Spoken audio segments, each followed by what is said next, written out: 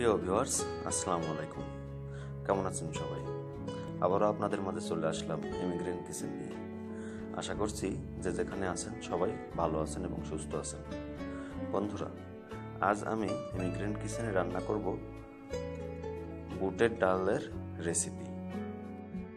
চলুন বন্ধুরা, দেখে নিই উপকরণ কী কী নিলাম এবং রান্না করতে কী কী মশলা ব্যবহার করব।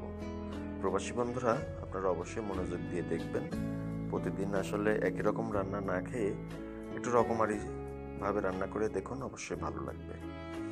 আর ঘিলা এবং কলিজা দিয়ে যে অনেক রকম করে রান্না করা যায় সেটাও দেখে নিন। তো দেখুন, আমি এখানে পরিমাণ মতো পেঁয়াজ কেটে নিয়েছি, কাঁচামরিচ নিয়েছি এবং আদা রসুন ছেঁচে নিয়েছি।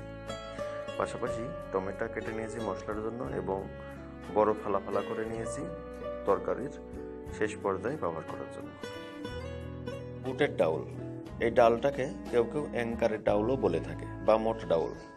আমি কিন্তু রান্না করার আধা ঘন্টা পূর্বে ভিজিয়ে রেখেছিলাম, তাই এখন এটা রান্না করার উপযোগী হয়ে গেছে। তো বন্ধুরা, আমি চুলায় তেল দিয়ে দিলাম এবং তেল গরম হলে জিরা দিয়ে দেব। জিরাটা ভাজি হলে পাশাপাশি পেঁয়াজ কুচিগুলো দিয়ে দেব। বন্ধুরা, এই ফাঁকে বলে নিই, যারা এখন পর্যন্ত আমার চ্যানেলটা সাবস্ক্রাইব করেন নাই তারা অবশ্যই এই প্রবাসী চ্যানেলটা সাবস্ক্রাইব করে দিবেন এবং পাশে থাকা বেল আইকনটি বাজিয়ে দিবেন। দেখুন, আমি পেঁয়াজ এবং কাঁচা মরিচ তেলে ভেজে নিচ্ছি। পাশাপাশি তেজপাতা, দারুচিনি ও এলাচ, লবঙ্গ দিয়ে দিলাম। এখন পেঁয়াজ এবং মরিচ মশলাগুলো ভালো করে ভেজে নেব। পেঁয়াজ মরিচ ভাজা হলে আমরা আদা এবং রসুন ছেঁচাগুলো দিয়ে দেব, দিয়ে ভালো করে ম্যারিনেট করে নেব।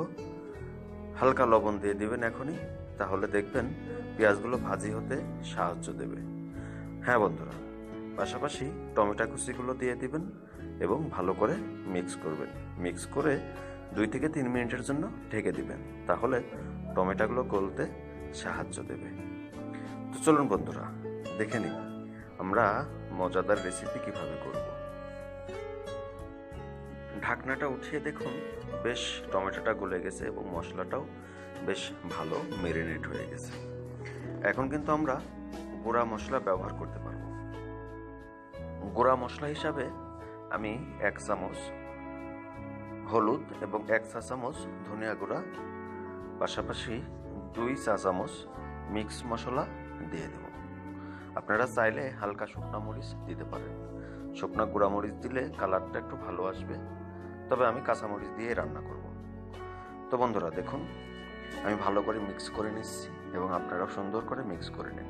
চুলার আঁচটা অবশ্যই মাঝারি আকারে রাখবেন, তাহলে মশলাগুলো ভালো কষানোর জন্য ভালো হবে। মিক্স করা হয়ে গেলে আপনারা আবারও 2 থেকে 3 মিনিটের জন্য ঢেকে দিন। আর এই ফাঁকে আমরা চলুন দেখে নিই বুটের ডাউল কী দিয়ে রান্না করব। আমি কিন্তু এখানে ঘিলা এবং কলিজা নিয়েছি। প্রবাসে এগুলো পাওয়া যায়, আপনারা অন্যরকমভাবে খেয়েছেন, আজকে এভাবে খেয়ে দেখুন, ভালো লাগবে ইনশাল্লাহ। আমি প্রথমে লবণ দিতে ভুলে গিয়েছিলাম, সরি। তো এখনই আমি লবণটা অ্যাড করে দিলাম। আপনারা পেঁয়াজ মরিচ এবং টমেটো ভাজি করার সময়তেই দিয়ে দিবেন লবণটা। তো যাই হোক, এখন দিলেও সমস্যা নাই, স্বাদ একই রকম থাকবে, কমবে না। এখন ভালো করে মিক্স করে আমি আমার ভিজানো ডাউলগুলো দিয়ে দিলাম। ডাউল দিয়ে ভালো করে মিক্স করব। বুটের ডাউল সচরাচর আমরা খুবই কম খাই, কেননা আমাদের ভিতর একটা ধারণা আছে বুটের ডাউল সেদ্ধ হতে টাইম লাগে আর সব রকমভাবে নাকি রান্না করে খাওয়া যায় না। এটা কিন্তু সম্পূর্ণ ভুল ধারণা। আপনারা ইচ্ছা করলে যে কোনোভাবে রান্না করতে পারেন। আমি আজ ঘিলা কলিজা দিয়ে রান্না করব, আপনারা খাসির মাংস দিয়ে রান্না করতে পারবেন, অনেক কিছু দিয়ে রান্না করতে পারবেন। তো যাই হোক, আবারও 3-4 মিনিটের জন্য ঢেকে দিন মিক্স করে এবং ঢাকনা উঠিয়ে দেখুন বেশ সুন্দরভাবে কষে গেছে। এখন কিন্তু এই ডাউলের সাথেই আমি ঘিলা এবং কলিজা দিয়ে কষিয়ে নেব। তো দেখুন বন্ধুরা, ঘিলা এবং কলিজা দিয়ে ডালটা সুন্দরভাবে মিক্স করে নেব এবং এই ডাউল এবং ঘিলা কলিজা একসঙ্গে কিছুক্ষণ আমরা কষায় নেব, তাহলে তরকারির স্বাদটা বেশ ভালো আসবে। আমি কিন্তু ঘিলা আর কলিজা আগেই ভেজে রেখে দিয়েছিলাম। তো চলুন দেখে নিই কেমন লাগবে।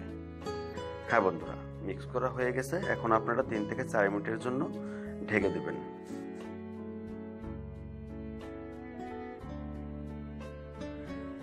ঢাকনা উঠিয়ে দেখুন খুব সুন্দরভাবে কষিয়ে গেছে। এখন কিন্তু আপনি ইচ্ছা করলে পানিও দিতে পারবেন। হ্যাঁ, আপনি দেখে নিতে পারেন ডাউলটা সিদ্ধ হয়েছে কিনা। তো চলুন বন্ধুরা দেখে নিই ডাউলটা সিদ্ধ হয়েছে কিনা। হ্যাঁ, ডাউল সিদ্ধ হয়ে গেছে। এখন পানি দিতে পারবো।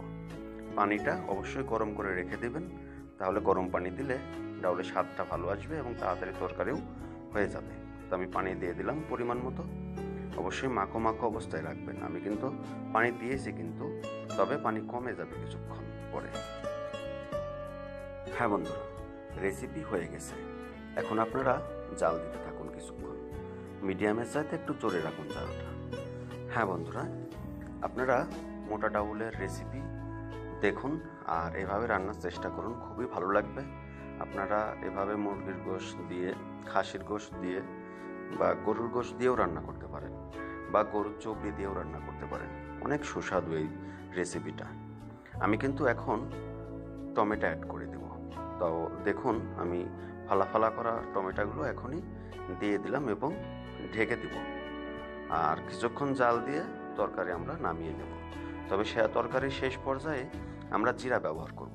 জিরাটা আমি ভেজে উপরে দিয়ে দেব। আপনারা ইচ্ছা করলে জিরা ভাজি দিতে পারেন বা ধনিয়া পাতা দিতে পারেন, দুটোই হবে। তো বন্ধুরা, আজকের রেসিপিটা হয়ে গেল। তো আপনারা দেখুন, এভাবে রান্নার চেষ্টা করুন, অবশ্যই ভালো লাগবে। আর যদি ভালো লাগে তাহলে অবশ্যই আমার চ্যানেলটা সাবস্ক্রাইব করে দেবেন এবং লাইক, কমেন্ট ও শেয়ার করবেন। শেয়ার করলে আপনার অন্যান্য বন্ধুরা দেখার সুযোগ পাবে। তো বন্ধুরা, প্রবাসী চ্যানেলটা প্রবাসীদের জন্য। চ্যানেলটা একেবারেই নতুন।